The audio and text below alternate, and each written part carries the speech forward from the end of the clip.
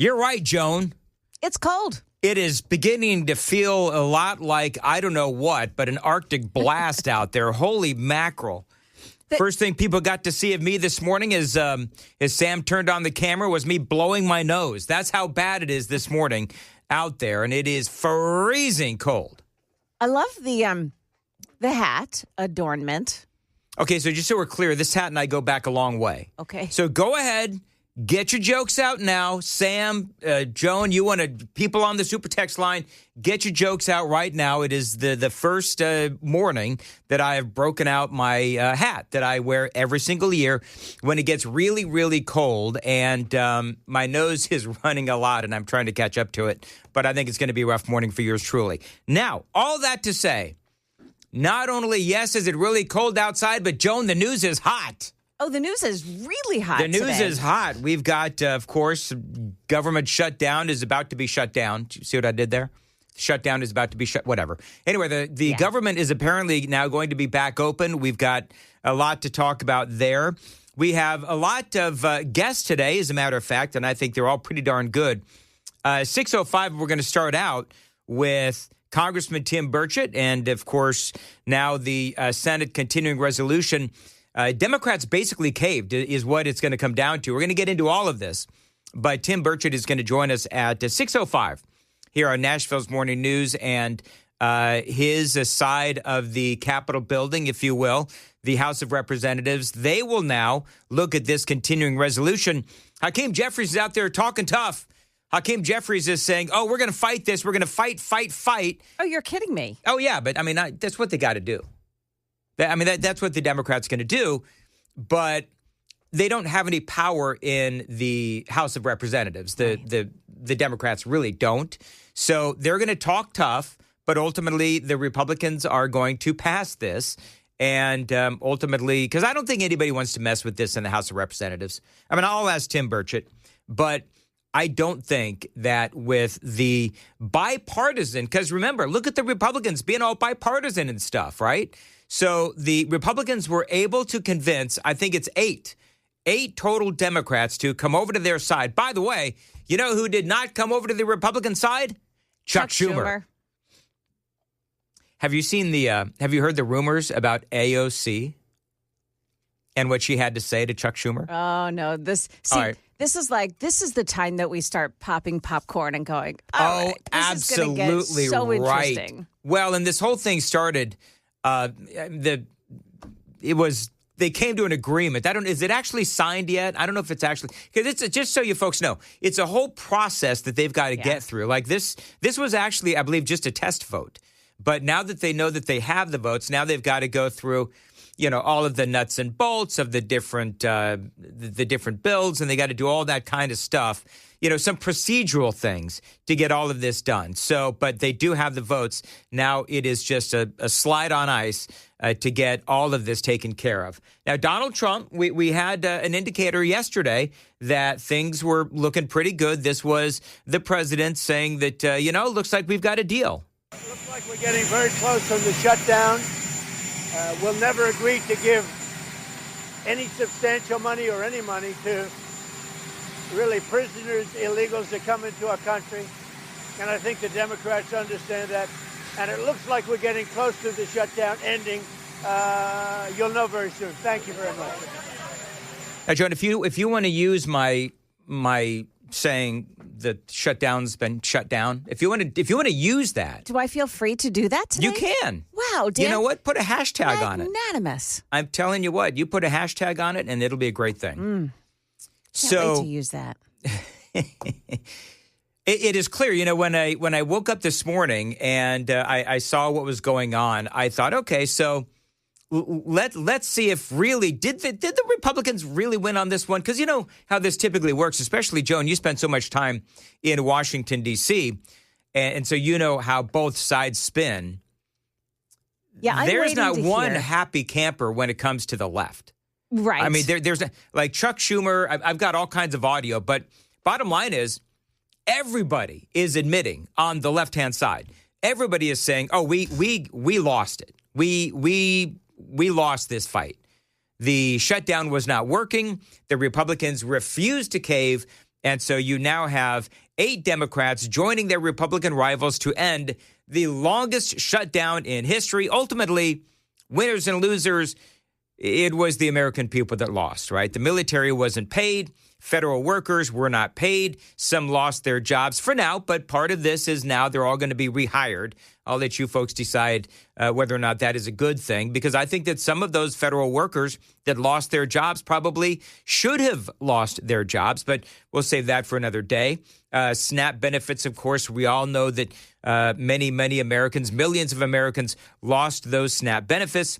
And really, over the weekend, do you know how many on Sunday, Joan? How many thousands of flights were canceled? Oh, tell me. 2,000. And that's just canceled. Then you look at, delays and all that. Yes. It was a really, really bad look for the federal government and for the Democrats, because ultimately, as everyone knows, they are the ones that did this. So don't you just wonder if, part of this was that the Republicans said, okay, we'll take a vote on extending Obamacare subsidies. It'll happen next in the second week of December. Mm-hmm. Sure, great. Don't you just wonder if there's some Republicans who are now going to vote in favor of doing that? Like, I always feel like you have to look for the other shoe to fall with Republicans, because they're squishy. And I just wonder if that's where the deal was made, that some Republicans said, okay, I'll vote for it if you get this taken care of now. No, I don't know. I think Republicans are less squishy now than they have been, but there are some squishy Republicans. One of the things in the Senate, John Thune basically said, yeah, we'll take a vote on this. I think maybe this is a topic that they're going to tackle at a later time. Remember, Joan, one of the things that they've been saying, and you're right, by the way, because they will eventually take a vote on this. John Thune said that they would. Yeah. But bottom line is that I think that for the Republicans, they said, all we want is to continue this negotiation. All we want is to be able to get the government open, get the SNAP benefits going again, get the military paid without begging and pleading for billionaires to fund the military. And by the way, you'll notice that, military was funded by, a Republican donor. I forget his name. But SNAP benefits didn't see George Soros or anybody else on the left coming to the rescue of SNAP benefits. And so Donald Trump had to do it by trying to desperately get the government back open. And I hope that people on the left notice that. And I hope that people on the left understand that Donald Trump was really putting the screws to the Republicans, yes, to get the government back open. He was really trying to get them to do something to negotiate a deal to get the government back open without giving away the farm.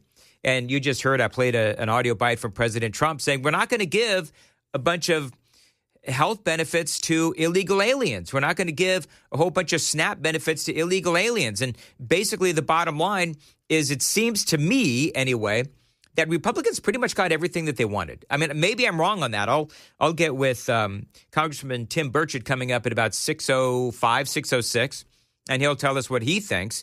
Republicans, 7 Democrats and 1 Democrat-leaning independent coming together on Sunday in a tense 2-hour Senate vote to introduce a stopgap measure which would allow government funding to resume until late January.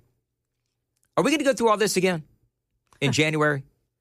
Like that's my fear. Well, the reason they extended it to that point is so that the Republicans could now get to work on the funding bills and get it passed. So I think they've got it mostly together. Right. Because they've had all this time, although they've been out of session. But I think they have the bills almost together so that when they do return, they can get them passed and just stop this insanity. So do you know who I was surprised? I was surprised that Dick Durbin of Illinois. Yeah, me too. Really, he is the top dick in Illinois. What? So Dick Durbin, thank you for the laughter, Joan. Yeah. It was uncomfortable laughter. Charitable laughter. Yeah. I get it. Dick Durbin of Illinois, Janine Shaheen of New Hampshire, John Fetterman, of course, of Pennsylvania, Catherine Cortez Masto of Nevada, Maggie Hassan of New Hampshire, Tim Kaine of Virginia, Jackie Rosen of Nevada, and Independent Angus King of Maine. They are the ones that voted for coming over to the Republican side to ultimately this test vote to reopen the government. All right, I'm going to play some audio from a very lonely-looking Chuck Schumer coming up next. It is 5:16. Time to check the roads on WTN. Looks like things look clear this morning. Yeah, there is still that delay this morning on 40 heading eastbound. Oh, it's just disappeared from the screen. So that's really not an issue at this point this morning. If you're heading in on 65 near the Goodlettsville area, always slow in that spot the first thing in the morning. It is slow there again. No problems on 24 or 40 at this point. Traffic every 10 minutes, every morning on Super Talk 99.7 WTN. Thank you, Joan. 5:17, Nashville's Morning News on Super Talk 99.7. Joan, what do you got for weather? We've had a minor disaster behind the scenes here, so I don't have my weather. But here's what I know about the weather. Mm-hmm. It is dang cold outside. Yeah, it sure is. So in some places in our area this morning, there is actually a winter weather advisory in effect until 6 o'clock tonight. They're saying snow is expected up to an inch. And so it's like Cumberland, Van Buren, Clay, Putnam counties. In those areas this morning, that's where you're going to find it. We're in the 20s this morning, heading up to the mid-30s. Later on, most of us won't see snow, but somebody did text in this morning and already said that there are snow flurries between Clarksville and Nashville. Okay, so up north of us. Yeah. Okay. Yeah, you know what? I'd be interested to see if you are experiencing snow flurries. I would love to hear from you on the Super Text line. Yeah. 615-737-9986. 615-737-WWTN. High of 37, by the way. High of 37 today. Feeling like 27. You know what it feels like in the studio here, Joan? Minus 50. You know why? Because Sam is really, really, really, really, really mad at me. Again? Well, I deserve it this time. Yeah. I left all my commercial copy at home. Dan, how dare you? Every single piece of copy. And I didn't realize it till I pulled into the parking lot. So poor Sam, the first thing he saw when he woke up this morning was, oh, yeah, he's got to go find how many commercials do I have today, Sam? Hopefully it's a light load today. Like 15. 15? Sorry, man. What can I say? I'm popular. Anyway, who's not popular? It's Chuck Schumer. Listen to this. For months and months, Democrats have been fighting to get the Senate to address the health care crisis. This bill does nothing to ensure that crisis is addressed. I am voting no, and I will keep fighting. So I think there's a number of things here. Schumer is fighting for his political life. Apparently now, AOC, from what I understand, let me see if I can pull this up real quick. AOC apparently called his office and just blistered him. This is what is on social media, okay? Take it for what it's worth. AOC reportedly called Chuck Schumer tonight and, according to a source close to the conversation, berated him for over an hour in an expletive-laden call. At several points, she called him a weak beta B itch, blanking useless, and vowed to take his job. Ooh, do you know what's surprising to me, Joan? If you're Chuck Schumer, why would you put up with that? Yeah, right. Like, why? Do you believe that, Joan? Do you believe that Chuck Schumer was on the phone with AOC, allowing her to berate him for an hour? No. And calling him a weak beta B? No. You don't think? Did you see the way he ran off the floor yesterday when Bernie Moreno, I think it was asking him questions? I did see that. He shuffled away. I wouldn't call it. Well, maybe he had to pee. With old people like us, sometimes when nature calls. I just feel like he can't take the heat, so he wouldn't have taken the heat from AOC either. Right. He doesn't. You know what? In fairness to Chuck Schumer, I can't believe that I'm going to say this, but in fairness to Chuck Schumer, he doesn't need to take that from AOC. I mean, I firmly believe that Chuck Schumer is done. Like, I believe that Chuck Schumer's done. Do you believe that Chuck Schumer's done? Oh, I think you stick a fork in him. Yep. I think you stick a fork in Chuck Schumer. He is DUN done. Mm-hmm. And I think that AOC will take his seat, and then somebody as radical, if not more radical than her, will take her seat in the House of Representatives. I think that is more than likely what the future holds for New York. I mean, look what just happened in New York City, Manhattan. So I don't know. Couldn't be a more fitting person to take his place. She's used to rolling silverware. She is used to rolling silverware. You're going to have to help me with that. Yeah, she was a bartender. I know she was a bartender, but what does that have to do with her? Stick a fork in him. Oh, got it. Okay. You know what, Joan? We got to give it to him. He's under duress. Okay. In fairness to Sam, he's under duress. But listen, I expect your jokes to improve, young man. You know, if you take cold medicine, they might get funnier. Yeah, Joan, I am not feeling well at all. No, Dan. I am not feeling well. Your typically red nose is a little redder this morning. What do you mean my typically red nose? Why do you say that? You kind of have a blushy red nose. It's blushy. There you go. I like that. All the time? Especially when you're that? passionate I think we need about to go to a break. topic. Are you saying that I typically have a blushy red nose? Like, even when I feel fine? I've never noticed that I have a blushy red nose. What is wrong with you two? Why would you say that? Sam, am really, I saying this is what I'm going to now I'm going to be shame spiraling about my blushy red nose all morning long. Whatever. I'm going to move on. People who drink have that, Dan. It's okay. People who drink have that. You know what? If I was drunk, this show would be a hell of a lot better. It is 5:22 on Nashville's Morning News on Super Talk 99.7. Text line is going to be open momentarily, 615-737-9986, 615-737-WWTN. By the way, coming up in this show, we got a lot going on. So Congressman Tim Burchett is going to be joining us at 6:05, going to get more into what is going on with the shutdown, the shutdown of the shutdown with Tim Burchett. That's number one. Number two, I'm really looking forward to this. It's 7:05, going to speak to somebody from the Heritage Foundation, an Obamacare expert, if you will. And how do we actually fix Obamacare? Because what have we been saying all along? Everything we've been saying all along is, okay, so what we're doing is we are subsidizing Obamacare. We're not actually fixing it. We're not actually making it more affordable.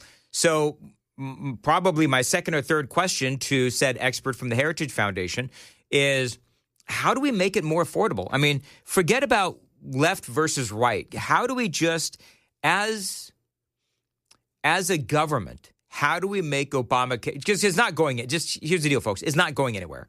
So how do we make it more affordable for the American people? Whether we're talking about Democrats or Republicans, how do we fix it? Stuart McWhorter from the Lee administration, of course, is going to be on with us at, I think it's 7:35, and we're going to speak to him about how we can capitalize on what is going on right now in New York. Every single day, we are seeing more and more stories about just how many businesses and millionaires and billionaires are saying, you know what, screw it, I'm out of here. Now, you know, Bill Lee last week put out a video basically telling New York businesses, Tennessee is open for business. Have you started your Christmas shopping yet, Joan? Yep. Okay, very good. Mm-hmm. Sam, you started your Christmas shopping yet? No. Okay, now listen. I need you two to understand that when it comes to the three of us, there is no price limit on how much you spend on me. Is that right? I just want to make sure. Well, I need to make sure that there's nothing, no awkwardity around us. Just there's no price limit when it comes to me. Okay. Price limit though for you two is like $10. I'm just saying. I'm totally kidding. I'm totally kidding. So you're going out to this. Wow, that fell flat. All right, whatever. Moving right along. Jesus. Are you a shop online kind of a person, Joan? Are you going to the actual malls and so forth? You know, we were out this past week before, just picking up little. If I see something, I go, oh, so and so would like that. So I'm doing it that way. Okay. I'm typically a Christmas Eve day shopper. I'll get out there, do what I have to do, and get home. Christmas Eve day? Yeah. You save most of your shopping till the last minute? Usually. Wow, girlfriend. Yeah. All right. I kind of like that, like the rush and. Yeah. But okay. right. Not this year. I feel like I can spend a little more time being picky.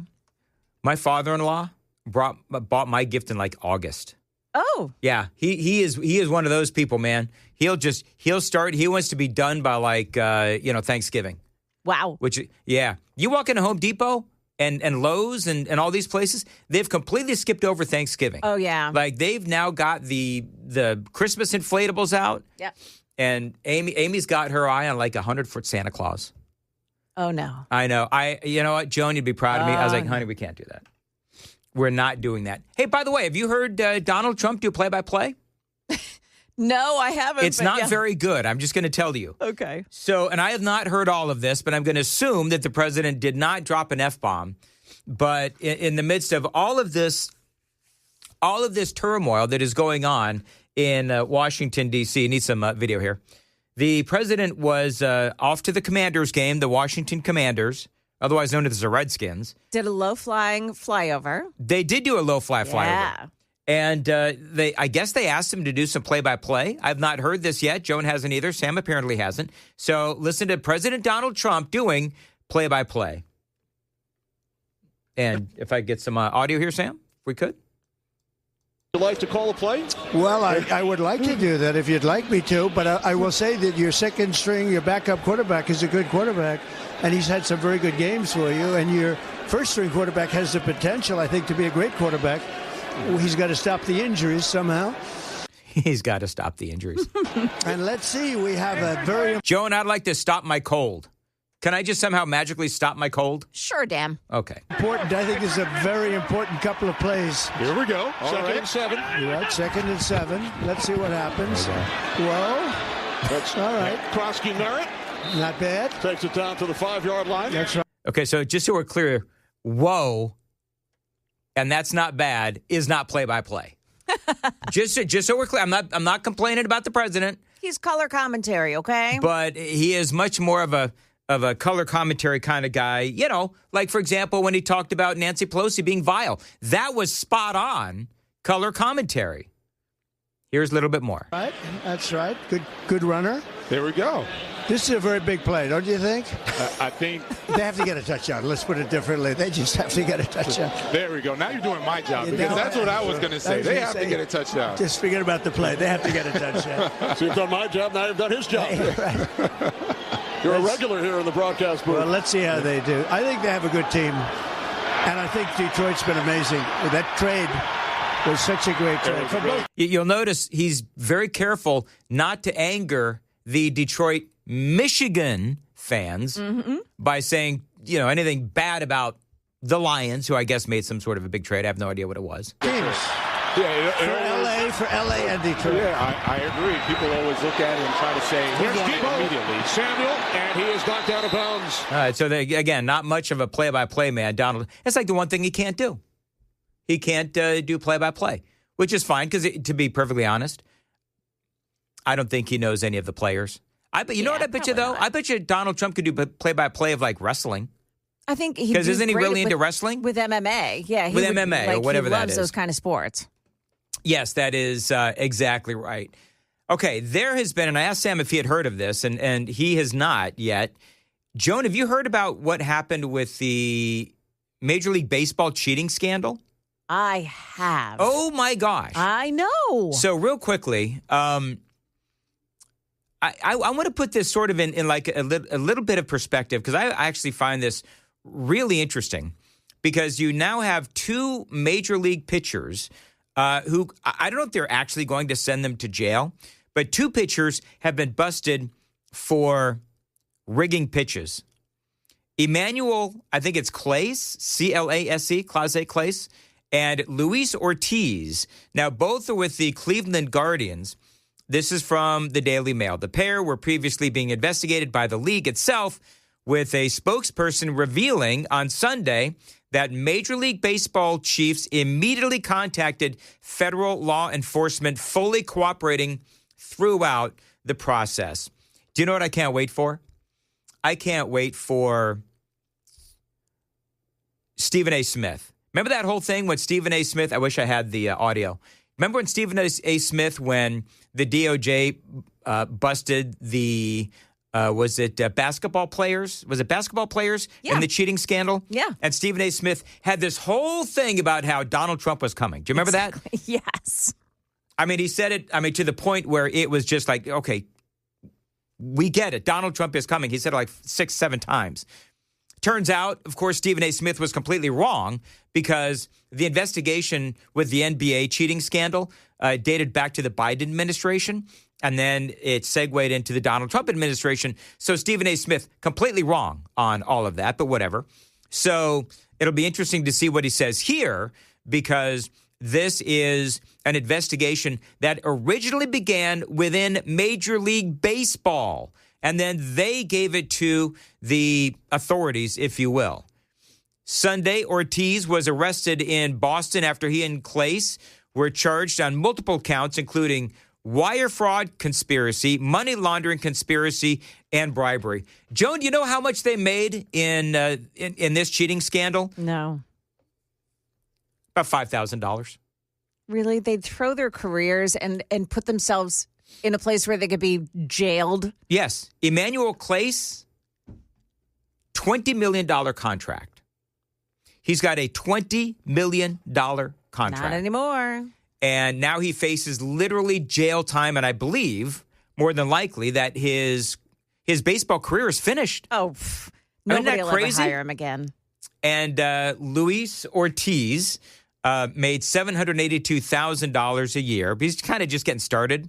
Over his career, he made $2.2 million. He is only 26 years old. He, again, had a whole career ahead of him. And now he is, toast, clearly, if he is found guilty. Now, here's what they did. I need some audio, if I could, audio and visual, if I could, Sam. So I want to play you. So you know what it was? They were going to get, I think $5,000, and they did it a couple of times. For the first pitch in the third inning will be a ball, okay? So that was what the pitcher was supposed to do. The pitcher was supposed to throw a ball in the third inning first pitch. So for you folks watching on Super Talk TV, this is the game where, and all the sports betting places are like, wow, there were so many people apparently, that bet that it would be a ball on the first pitch of the third inning. Check out this pitch. And folks, for listening on the radio, this pitch is low and outside, I kid you not, by about 2 feet. Watch this. Pedro Paez leads off and takes is just a little bit outside. It went all the way. I could have thrown a better pitch. It went all the way to the backstop. I could have thrown a better pitch, honestly. Yeah. Now, Sam says for whatever reason it's not showing on Super Talk TV, but that's okay. But rest assured, do you know what it looks like? Nobody tell Matt Murphy I said this. But when Matt Murphy and I threw the first pitch at the Sounds game, that looks like the Murphy pitch. It went all the way to the backstop. This is about, would you say, well, you didn't see it, Sam, but it's about 2 feet. It's about 2 feet out of the strike zone. And does go all the way to the backstop. And so what tipped off the authorities was that they were saying, oh, wow, okay, so we had all these people that were betting that the first pitch would be a ball, and it just so happened in the third inning, and it was, not only was it a ball, it was like in the dirt all the way to the backstop a ball. And people like, well, that's kind of weird. Yeah. I get wanting to throw a ball, but you couldn't have, I don't, just so we're clear, I don't approve of cheating, right? But you could have made it look at least a little bit more believable. Do you know what I mean? Yeah. Like, he literally threw it 2 feet outside of the batter's box. So I thought it was funny. Not funny, but it's really kind of sad.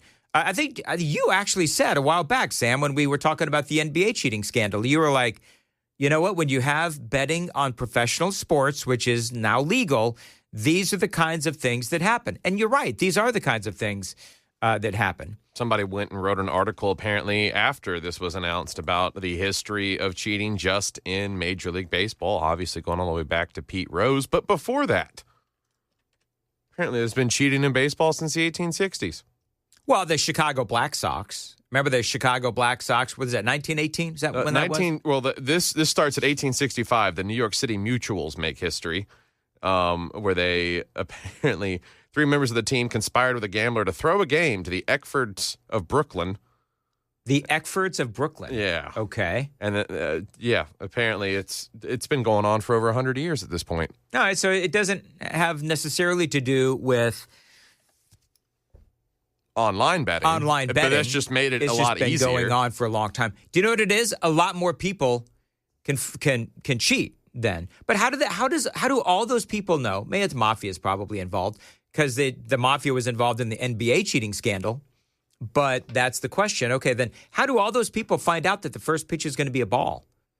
Like the mafia must have some sort of, however they did it. I don't know how all those people figured out that they should bet first pitch is a ball in the third inning. Well, it's they also referenced in that article Toronto Raptors player who was banned for life from the NBA, Jonte Porter, who leaked his injury status to bettors.